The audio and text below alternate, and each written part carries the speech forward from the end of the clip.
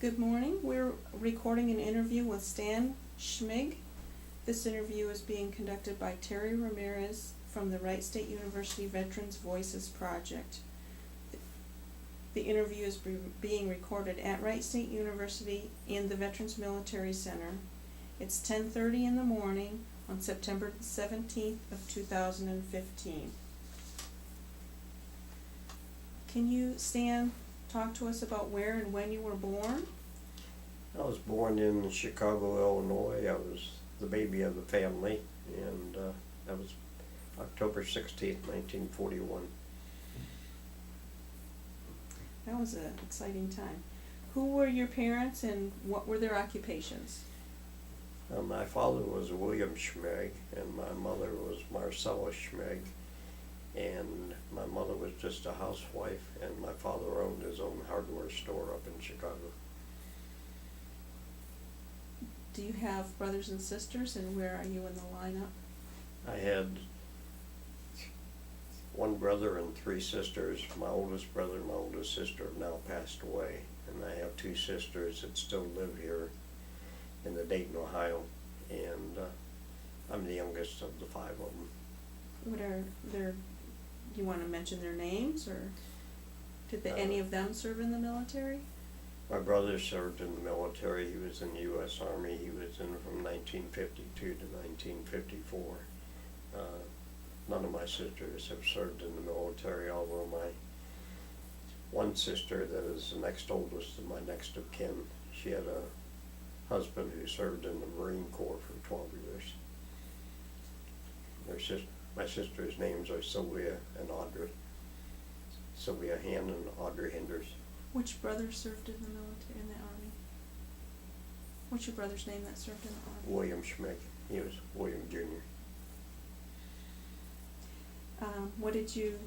Where were you, and what were you doing before you entered the service? Before I entered the service, I was working for E.F. McDonald Company in their data processing department. I was a machine room operator and team leader, and I had about 2 years of data processing experience before I got drafted and went in the military. Can you tell us about your early days in the service, so you were in the Army, about your enlistment and being drafted? Well, I was drafted in January of 1964, and I went to Fort Knox, Kentucky. The information. I went to Fort Knox, Kentucky, and took my basic training there. I was there for approximately 3 months. From Fort Knox, Kentucky, I went to Fort Sill, Oklahoma, and took 2 months of artillery training. Each one of these occasions, on both of these occasions and locations, I was told I'd probably go into data processing. But as I stated, I went into artillery. And from Fort Sill, Oklahoma, I went over to Bad Kreuznach, Germany, 8th Infantry Division. Now, it was in the 8th Infantry Division that they pulled my orders, saw that I had data processes and experience, and interviewed me for the opportunity to work there on base.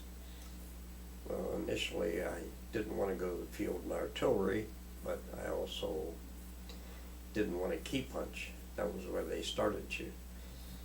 So that was my initial interview was by a warrant officer who turned me over to a sergeant major who was under him.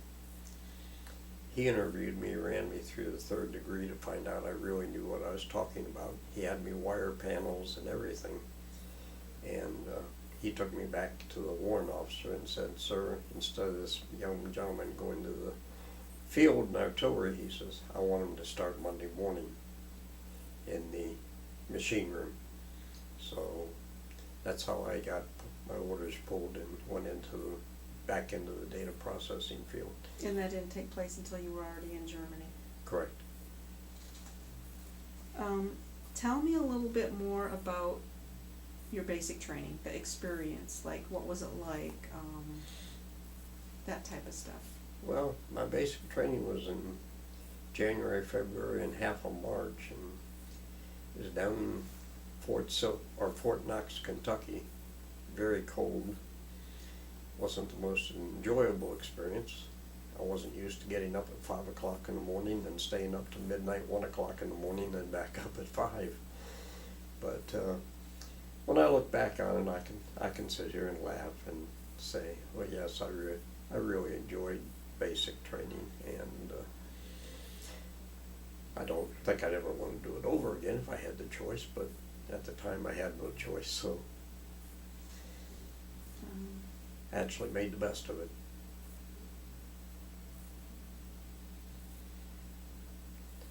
What happened when you left or departed the training camp during your early days during your early days of training?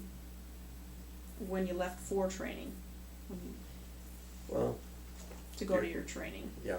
The early days, I can still remember getting up and taking a bus or downtown Dayton, Ohio, and reporting to the recruiting station and getting sworn in and going through the whole process, filling out all the paperwork and everything that I had to do there before I went to Fort Knox, Kentucky. Mm-hmm. And they took us by bus down to Fort Knox, and when we got to Fort Knox, they actually put us right to work, you might say. They started measuring you for the uniforms, gave you haircuts, shots that were due.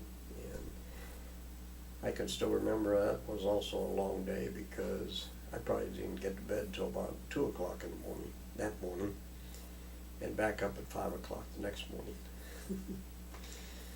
What, do you recall your instructors?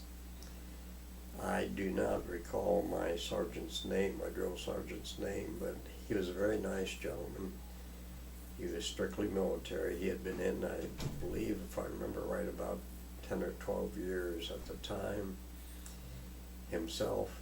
He was career military, and he was a very nice gentleman as long as you jumped and did what you were told to do when you were told to do it. If you didn't, then he would be on your back riding you. But I enjoyed basic training. I can remember the first morning, though, after about 3 hours of sleep, they got us up, told us to hit the deck. So you got 15 minutes to be outside in formation. Took us down to the field for PT, double timed us to the mess hall where we had to go through 15 monkey bars before we got to eat. And then it's not one of my favorite foods, but back then they called it SOS.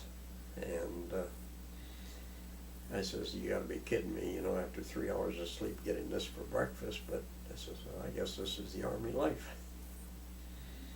What about going from basic training to did you have like a technical training? No. You didn't have it because you already had experience? Well, I left Fort Knox and went down to Fort Sill, Oklahoma, straight down there. Tell me about that experience going from Fort Knox to Fort Sill and how your training was at Fort Sill and whatever you remember about the training and the other people that were in training with you and your instructors. Well, they flew us from Fort Knox, Kentucky to Fort Sill, Oklahoma. And the temperature was a lot different in Fort Sill, Oklahoma. It was spring, but it was still warm in comparison. And my actual training there was in the artillery, which I wasn't too crazy about.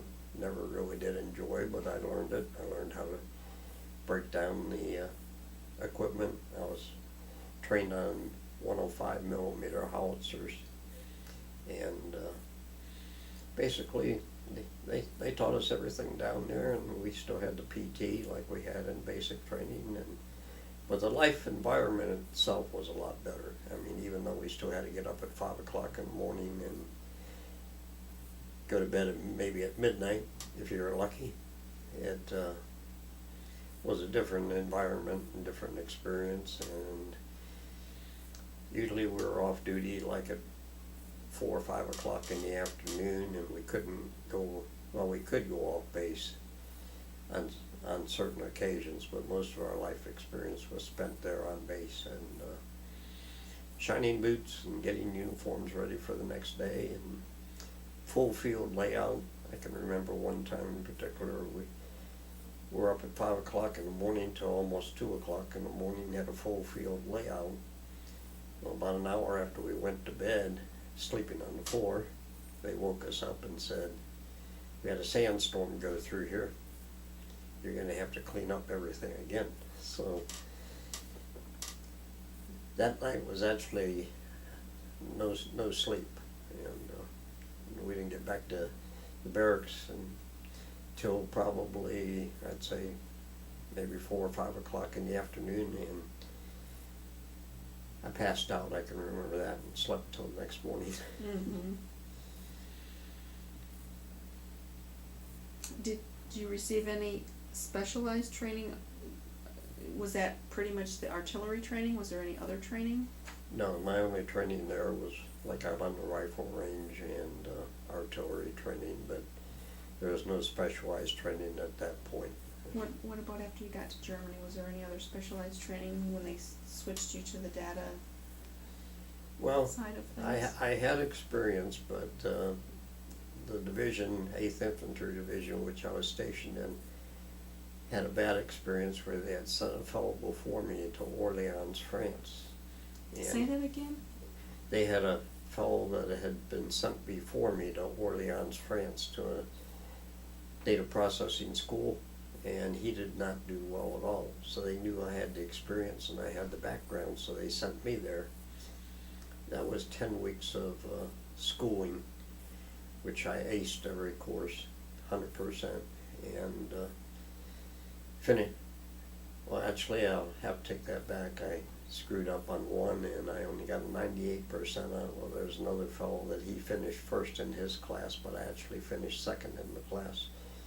And that was 10 weeks of total training.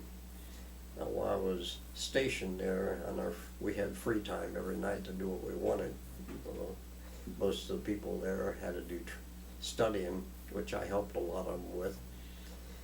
But if not, we were free to go into town, do whatever we wanted, and enjoy ourselves. And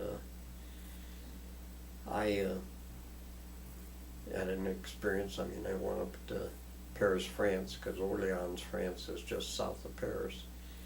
So I spent quite a bit of time touring Paris and seeing the different highlights and memorable things that are in Paris. That must have been a really good experience. How did you adapt to the military life? Include the physical regimen, barracks, food, and social life. So just talk about those things. Well, when I went in, I'll have to admit I was out of shape. I wasn't ready for basic training, and they ran you through basic every day and all the training and so on. And we had to do the belly crawls and the monkey bars and all that. It took a little bit to make it through, but I made it. And as far as adapting to military life, once I was through all my training, I was over in Germany. I became a machine room supervisor on the same day that I made PFC. And so I was telling, and I also had a secret security clearance, because being the 8th Infantry Division, we did all the reports for the 8th Infantry Division there in our data processing unit. And actually, as far as the data processing, I volunteered to work second shift, because I found out that second shift you really only worked about 1 week out of the month. Every other day you went in, picked up your mail, had roll call, found out what was going on, what needed done, and there were days here and there when I had to work maybe an hour or two, but other than that, it was a very good life, because I'd go in, we'd run anything that had to be done, finished it up, and we were free till the next day at 4 o'clock in the afternoon. So, and we had passes also that allowed us to go off base and just go do whatever we wanted in town. And found out German life was a lot different than American life as far as the lifestyle and the way of doing things. And I learned from the fellow that trained me, whose place I took. He said that,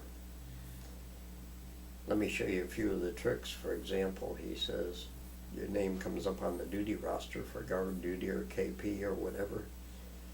He says, just go in and tell Mr. Barkhurst, he was a warrant officer in charge of our section, that you probably wouldn't be available because he didn't want to do it, and he would also just call the first sergeant's office, and being a machine room supervisor, tell him, you got Schmieg on the duty list, take his name off because he won't be able to make it. Well, when I went to clear a post to come back to the United States, get out of the Army, he was the last one I had a clear post with, and he says, Schmieg, he says, have a seat. He says, I want to talk to you. And I said, yes, sir. And of course my heart was sinking because I didn't know what he wanted. And he says, you extend for 6 months. He says, I'll give you an E6, Specialist 6 rank. And I looked at him and I said, well, that's okay, sir. I says, when I get back to the United States, I says, that stripe doesn't mean anything to me. Because I'm done with my military career. And he said, well, I got one other question for you then. I said, yes, sir. And he said, did you train the fellow that's taking your place to have the same stories as the person that trained you? And I looked at him and I said, very honestly, said, yes, sir, I did. He said, okay. He says, well, he says, I'm only going to be his boss for the next 6 months, but he says, that'll be up to him and whoever replaces me as far as getting out of KP and guard duty and full field layouts and everything like that. So, Germany to me, it was just like a civilian job, because even though I had to work here or there, and then about 1 week out of the month, when we ran all the month-end reports, I had it made. I mean, it was very simple. Another example is when I did have to do a full field layout, I'd go to the supply, because there were fellows there that were always goofing off, getting in trouble, getting Article 15s, and I'd say, hey, I need nice, clean, brand new, if you have it, field layout of equipment for inspection coming up whenever the day was. I said, in return, I said, I noticed you got an Article 15 pay deduction coming out of your pay. And they'd say, yeah. And I'd say, well, you give me what I want, I'll give you what you want. That will not come out of your pay. Because I knew how to control all the cards and all the records, and there was no military saying, you know, they took our reports which we ran, and for example, to take pay money out of a person's paycheck, well, if the guy's name wasn't on there taking the money out, they didn't take it out.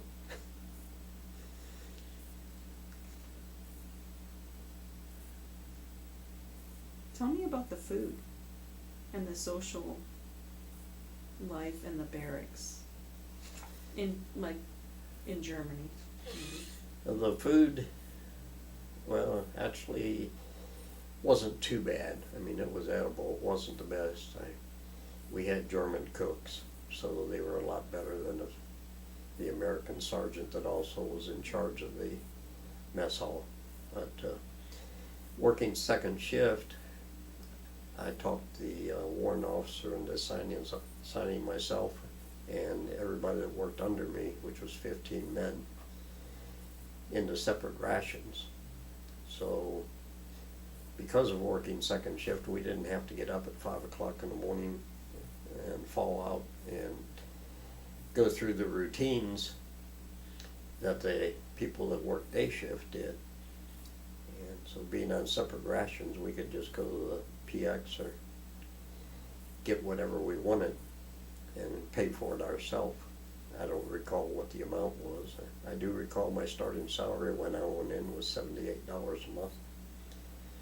And figure that out, it breaks down to a little over roughly $2.50 a day that you had to spend. So I would watch, if I went to the mess, didn't go to the mess hall and eat, which I still could do, I watched so that I didn't spend a whole lot of money eating. And I saved up my money. I have to admit I did a couple of illegal things when I was in the service. And if I'd ever got caught, I would have been in serious trouble. But I'd lend money to people that would get paid on payday and be broke the next day. I said, 10% interest when you pay me back.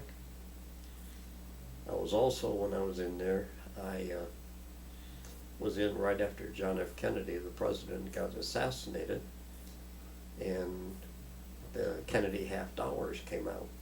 Well, I knew people that worked up in the finance office. Every time I'd go on leave or want to even just go downtown drinking, I'd take Kennedy half dollars with me. Well, the Germans were very trustworthy, very honest. You could take a 2-mark piece, lay it on top of a Kennedy half dollar, or a Kennedy half dollar on top of a 2-mark piece. When they saw that Kennedy half dollar, they wanted it because President Kennedy was one of their favorite people. And they would reach for that. Then you just start bartering. I never sold a Kennedy half dollar for less than 150% profit. Another example of that is I went to Heidelberg on weekend pass. I took a roll of Kennedy half dollars with me, paying my train fare down, my motel or hotel while I was in Heidelberg, and my train fare back. I still came back $12.50 a head. Another item which I never smoked, we were allowed 1 carton of cigarettes a week. You could sell the American cigarettes because they were very popular also with the Germans. And a carton of cigarettes, which at that time cost me about 10 cents a pack, you could easily sell for 3 or 4 marks, which at that time was 75 cents to $1. So I made a lot of extra money on the side. So you've only served in Germany. Correct. Name the place where you were serving again? I served for the 8th Infantry Division, the administrative unit, and it was located in Bad Kreuznach, Germany. Okay. I'm still online with a woman that it's called USA Germany, and she lives in Bad Kreuznach, and she's approximately the same age as I am, and she sends me pictures, and we communicate all back and forth all the time, still recalling old memories of Bad Kreuznach. What, she's there now? She's still, yeah, she's a German woman that lives there, but she worked for the U.S. Army. In fact, she actually worked on the base when I worked there, so we found that out at a later date.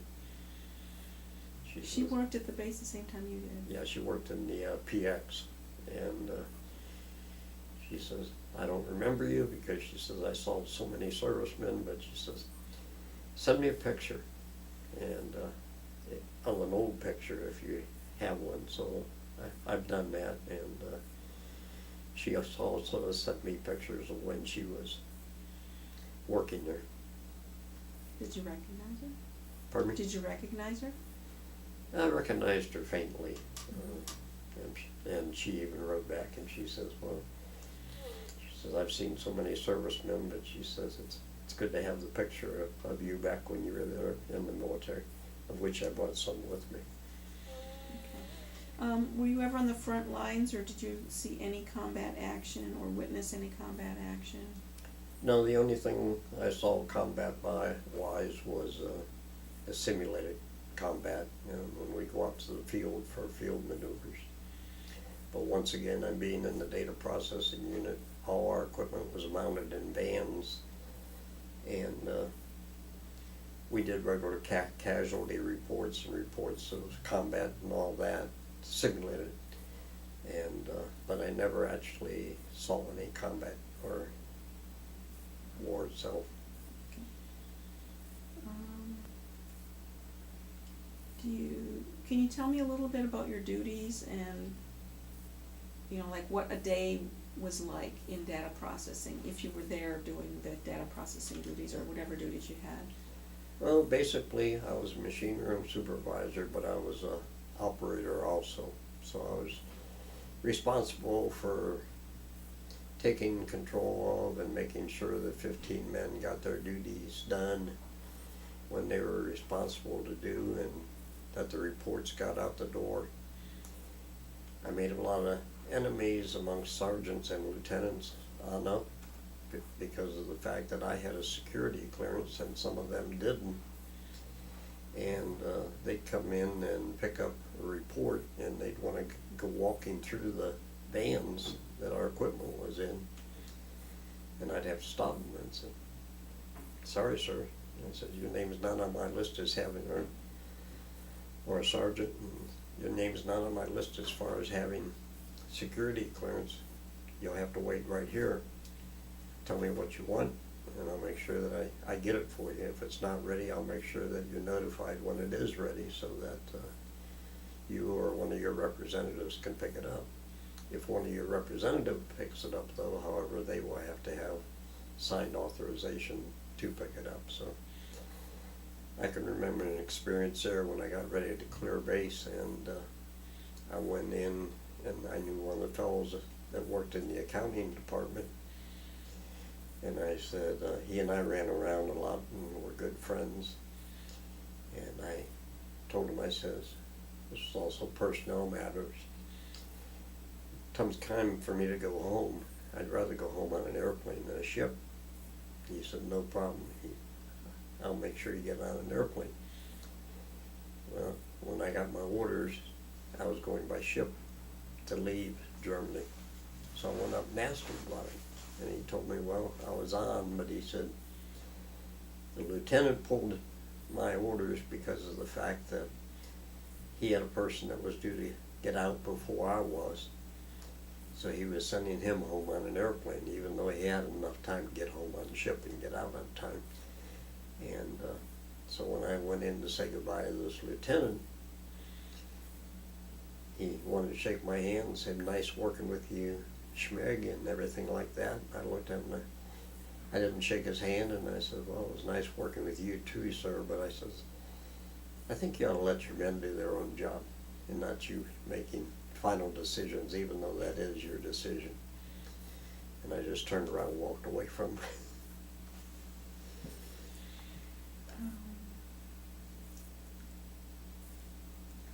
What kinds of friendships and camaraderie did you form while serving, and who you name off some of the friendships that Well, you made? Basic training and advanced training, it was mainly the people that you were with. Once I got over to Germany, I made a lot better friends because I knew that I was going to be with them the duration of my service. And I had three or four people actually that I made good friendship with. A couple of them ended up getting killed in Vietnam because they decided to go career, and they got killed in Vietnam. But I had one real good buddy that when I got out. We're back from a short break, and we're with Stan Schmieg. And to continue on, where were you when the war ended?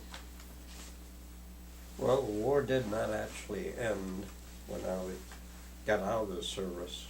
So I was still stationed in Germany, which was a very eventful experience, and I really loved Germany. More detail. Okay. But I could give you a little more detail on Germany, and when I was there, I wasn't the typical GI. I was one that took advantage of being in Europe, traveling around Europe. I saw 9 different countries, most of your major cities, and I was different places like, when Prince Charles got married, I was not there for his wedding, but I was there at Westminster Abbey while I was on leave one time. So I could relate back to my wife and my family as to what I saw at Westminster Abbey and how the chapel itself was and so on. And when the Berlin Wall came down, to backtrack one step, I was actually in Berlin. I was in West and East Berlin both. I took a tour first of the West Berlin side. When I got there the following day, myself and another fellow who I was on leave with at the time, we had passports to actually go into East Berlin. We went in through Checkpoint Charlie, and the MPs at the gate told us if there's any problems or any concerns, just turn around and walk back, come back onto the American side. We had to go into East Berlin in uniform. That was one of the requirements, because that way they knew we were military and not to really mess with us, more so than as if you went in as a civilian. And that was quite an experience also, because if you walked down the main street at that time of East Berlin, or you went one street over, either way, the city had all been rebuilt.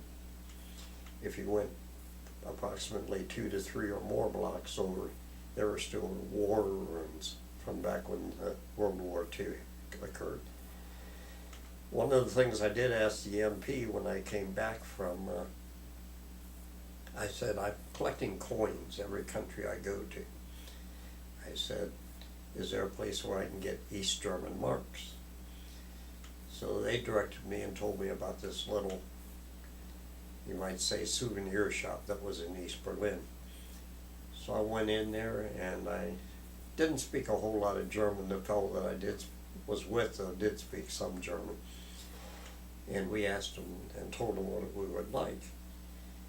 So his first question was, well, before I give you make exchange for the coins, he says, I'd like to know what you thought of East Germany. He says, have you seen it? And I said, yeah, we just completed our tour and now we're heading back to the American side.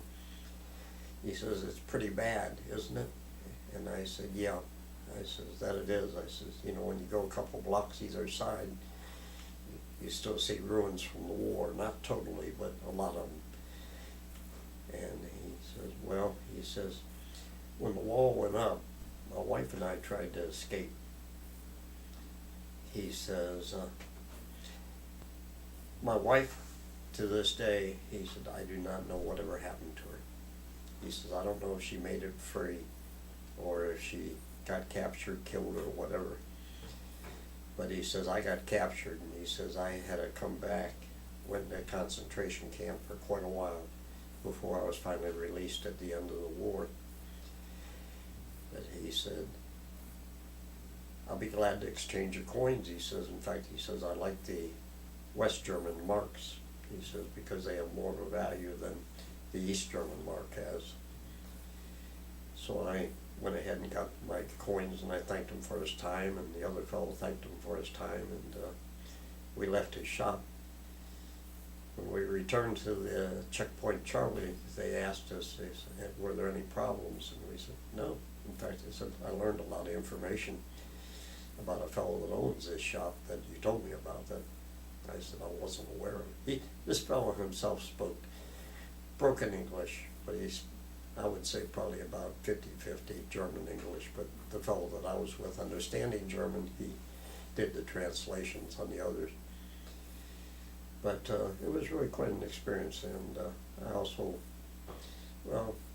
went to 9 different countries. Like I said, I've been to Italy, seen the Leaning Tower of Pisa, been to Venice, been down to Naples, took a boat from Naples down to Sicily, and back, and then took a military hop back to Wiesbaden, Germany. So I went to bullfights in Madrid, Spain, been to Amsterdam, Holland, been to Oktoberfest in Munich, and just seen a lot of Europe that I probably never would have had unless I won the lottery chance to see it again.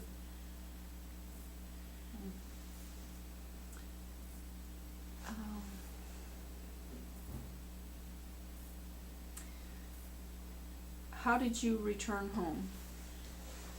I returned home by ship on the USNS Patch.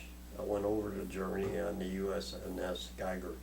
They were both military, not totally military naval ships, but more like merchant marine ships that they transported us back and forth. And when I was coming home, we set a record for the time period coming home. Instead of being 10 days, which was a normal day trip, it took us 13 days to come back. And the reason is 2 days while we were out on the Atlantic Ocean, we hit bad storms and tidal waves. They had a map on board the ship which showed every day you could calculate and see exactly where you were and how close you were to being back to the United States. And they 2 days we were actually farther behind or stood still from the night before when we went to bed to the morning when we got up. How were you received by your family and community? Well, this was during the Vietnam War era that it really started, and there were a lot of protests going on about the war. Back then they had no respect for the military, and so as a result, when I got back to the United States and from the airport all the way back to Dayton, of course it was a non-flight stop, we were looked at. If you asked somebody or made a comment to somebody, they would answer you. But having no respect for the military because they didn't know I wasn't in the war, I'm not a war protester, I was stationed in Germany, they still said, well, or looked at you like, well, you're military, we don't want anything to do with you. When I got to my family, though, there was absolutely no problems. I had a brother that was in the military. I had a brother-in-law that was in the military. In fact, I didn't mention this, but I have a brother-in-law that was actually career Air Force, and he retired. And all of them welcomed me back with welcome arms, my mother in particular, because she hadn't seen me for 2 years. How were you, how did you readjust to civilian life? I actually, not having been in any wars or seen any war situations other than being in simulated war conditions, I had no problems adjusting, not like the veterans that were in after I was and are currently in. It seems because of the situations and particularly being in a war, which I was not in, they're having a lot harder problem understanding, and I can relate to their problems that they are having. Have you remained in contact with or reunited with fellow veterans, and who? I was in contact basically only with one fellow that I was stationed over in Germany with, and he was in after I left and returned to the United States, but we remained good buddies until his death in 2005, and I have since got in contact with his wife, and my wife and I are good friends of her. He when he returned to the United States, he thought he was going to spend his time that he had left in the United States, but he hit New York, flew to San Francisco, and flew to Vietnam. Well, after doing research and trying to get a hold of him, and then finally getting a hold of his wife on Facebook, I found out that he had died of a massive heart attack, and that it wasn't war related, but he was no longer alive. But like I said, we still remain good friends with his wife. And you kept in contact with him through the years after you were both out of the military? Through the years after I left Germany, and until I moved around several times and we lost contact with each other. We had seen each other. He was here for my daughter's wedding, my oldest daughter's wedding, and he was sort of like a ballroom, he and his wife ballroom dancers, or dancing with the stars, you might say, type. dance routines, and they really stole the show at our wedding, more so than my wife and I, although we enjoyed it just as much as the guests that were at our wedding, because I didn't know that he and his wife did this, and it was quite a sight. Just everybody was out dancing, including my wife and myself, but it was quite a sight to see him and his wife actually do the dance routines. So they came to your wedding? They came Your to- and your wife's wedding? Right. And did you say they came to your daughter's wedding? Yeah, they also came when my oldest daughter was getting married. We were friends. I'd seen them a couple of times, and over the years, and when my oldest daughter got married, we sent them an invitation to our oldest daughter's wedding, and they came. And one of the things I remember about it, he said, how's your daughter getting to the church, and how's she getting to the reception afterwards? And I said, well, I'm taking her to the church, but I said she and the best man have set up as far as after the wedding ceremony how they're going to get to the reception. And so he said, Sandy and I are going to have to rent a vehicle anyway, he said. So he says, why don't we take care of getting them from the church to the reception? And I said, I'll talk to the best man. So I talked to their best man, and he said, that's fine. He says, we can go along with that. So another funny story is we're halfway between the church and the reception. We got married at 11 o'clock in the morning, my wife and I did, or my daughter did rather, I'm sorry. And she got married at 11 o'clock in the morning, so it was almost 12 o'clock, a little after by the time we left the church. Everybody was hungry, so he asked them if they were hungry. My wife and I were behind the car that they were riding in, and all of a sudden he turns on his turn signal, turns into a McDonald's drive-through. And I asked him at the reception, when we got to the reception, I said, what's going on here? Because I said, you and my daughter and son-in-law went through, your wife went through the drive-through and ordered food and said, the guy behind us is going to pay for it. So when I got up there, they said, before they get out of the parking lot, are you paying their bill? And I said, well, I guess I am. That is funny. Are you a member of any veterans organizations, and which ones, if you are? I was a member of the American Legion when I first got out. I was invited to the American Legion, and I belonged to them for a couple of years, and I just found out really I didn't have a lot in common with the people that were there, so I dropped out. And probably about 5 years after I dropped out, they invited me back again, and I went and just spent an evening there, but I never really joined again because of the fact that I didn't feel that I had a lot in common with them. A lot of them were war veterans, and I had never served in any wars, and they were, most of them, in fact, I should say, were older than I was. So I just didn't feel comfortable, and my wife didn't feel comfortable, so I never joined up after that. What have you done since separating from the military?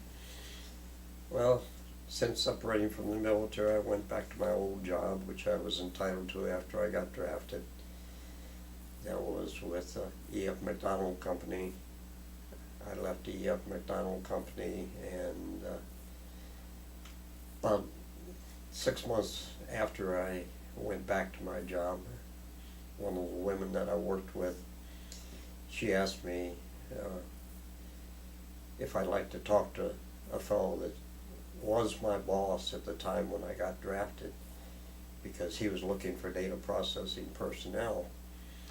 So I went and interviewed with him, and basically it was just a lot of chit-chatting, because he knew my past experience. He told me that he knew my past experience. He said, you've got military experience in data processing. On top of that, he said, you've been to data processing school. and he said that I don't really feel that there's anything that I need to know about you, so he says, I'm going to offer you a job. So I said, well, what are you offering me? Well, he offered me a position which occurred about 6 months down the road as a team leader on the print floor, and also a $100 a month pay raise over what I was making at the time. So needless to say, I didn't even have to hesitate. I accepted his offer. From there I went to I went to General Motors, worked for General Motors, and for 21 years when there was a recession, and back in the 90s I got laid off. So my wife told me when I got laid off, she says, well, you got better than half your college degree credits. She says, I'm going back to work as an RN. She says, you're going to go and get your college degree, which I did. So I worked for 21 months or 21 years rather, for General Motors. Interviewed with General Motors, got a job, and went to work for them for 21 years. And once again, there was a recession, and I had moved from the print floor just recently into the programming department, while being the low man on the totem pole. They let me go. So I looked around Dayton, Cincinnati, Columbus, and there was nothing. So I took Columbus as a more serious potential to find a job, because the openings were better there. And in fact, I turned down a couple of job openings up in Columbus.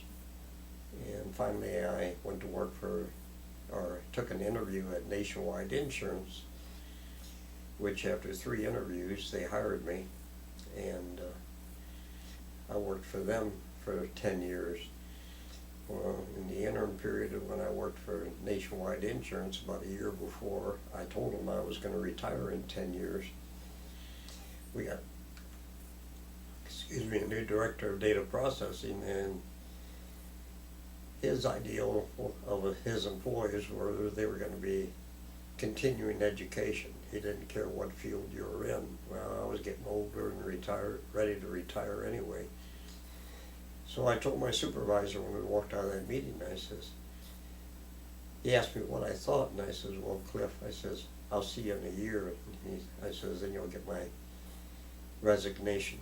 I says, because I told you I was only here to work for 10 years.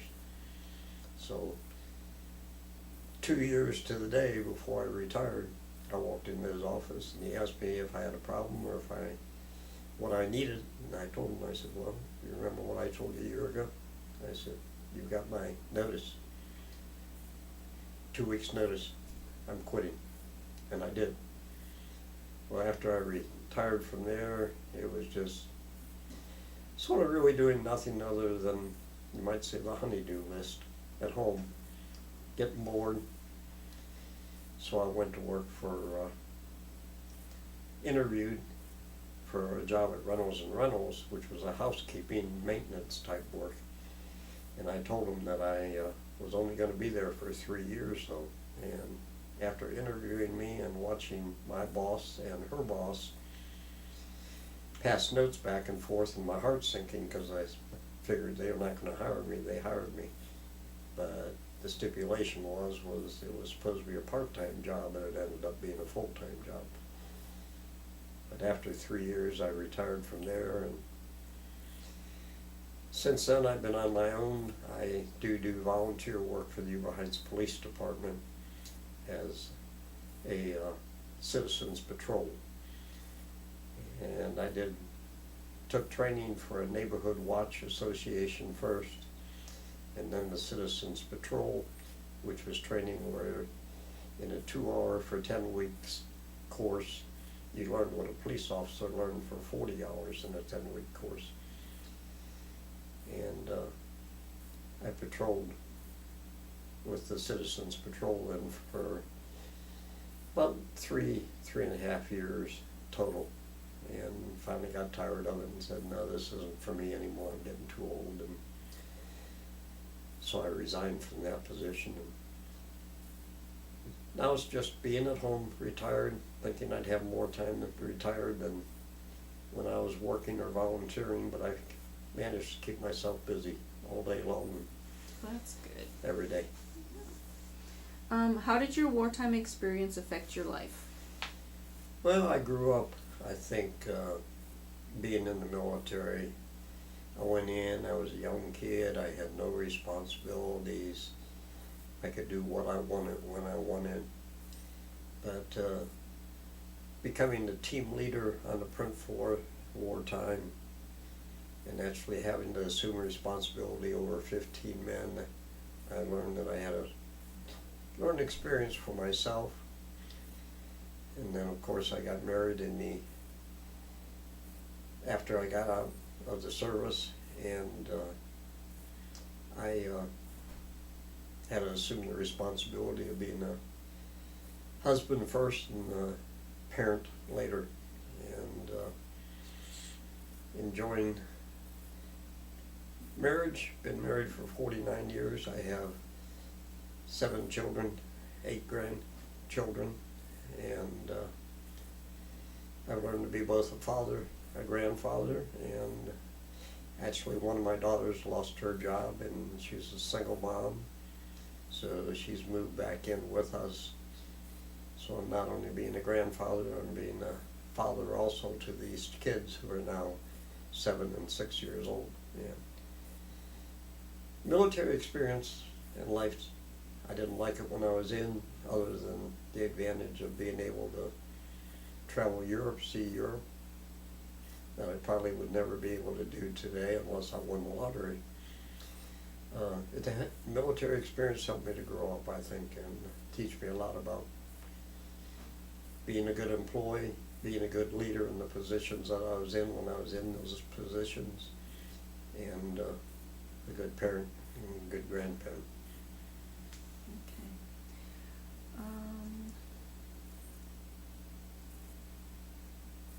What are some life lessons you learned from the military service? Pretty much you went over, kind of overlapped what we just talked about. I think the experience I learned from military experience, or the military, was, like I stated, to be a good father, good parent, and basically a grandparent and parent to these 2 young grandchildren that are living with us. And I also learned a lot as far as growing up, taking care of myself, financial responsibility. When I was single, before I got out of the military and got married, I lived at home with my mom, who was a widow. It was just myself and her because my older brother and sisters had already been married and they were living their own lives. And I learned how to manage money. My dad always insisted, though, and I knew how to cook. But I became a housekeeper, you might say, too, because my mother was still working at the time when I got out of the service. Learned how to cook, not only for myself, but my mother, and take care of myself, do my own laundry, and how to manage my money to finance things, like when I bought a car and when I got married to buy a house. And just, I think it improved my life quite a bit in general. Okay. How has your military service impacted your feeling towards war and the military in general? Well, I have mixed feelings about, I shouldn't say the military. Like I stated, I never wanted to get drafted. I didn't want to go in the Army. But once I finished my initial training and got over to Germany, I got a chance to see the world, and it just taught me things in general, that how I could grow up and how I could live a better life and not be a freeloader and do what I wanted. Because once I got out of the military, I had like I stated, experience a lot of getting married and experience being a lot different. What message would you like to leave for future generations who will see your interview? Well, I think future generations that'll see my interview, I'd like to tell you, respect the military, or the police, or the fire department, or your elders. It doesn't matter who they are. But the military in particular, give them the respect and the honor that they're due. When I got out of the service, I didn't get that grand welcome home. I got the typical, oh, you're in the service in the Vietnam era, you're in the military type of welcome. And nobody really wanted to shake my hand and say thank you for serving. Today, I learned from past experience that if you see a military person, you know they're a military person or they're in uniform, shake their hand and say thank you for their service. I said it wasn't until just recently that I was able to go through that experience and be welcomed home and got the welcome home that I should have gotten 1966. Is there anything you feel like we haven't discussed that we should add to this interview? Well, one thing I feel that we could discuss is the if you notice the shirt that I'm wearing, it says I'm a veteran. I was on Honor Flight Dayton in May of this year, May 23rd, 2015. And to explain basically what Honor Flight Dayton is they you apply to go on a flight which is free to the military. The military person pays no expenses at all. You get to the airport at 3:30, you fill out an application and you're approved. They check that you are actually in the military and you're approved for the flight. Once you're approved, they contact you and they put you on a flight to Washington, D.C., where you see all the different 7 different war memorials, Arlington Cemetery. We're going to have to take a break, so we'll be right back with this interview.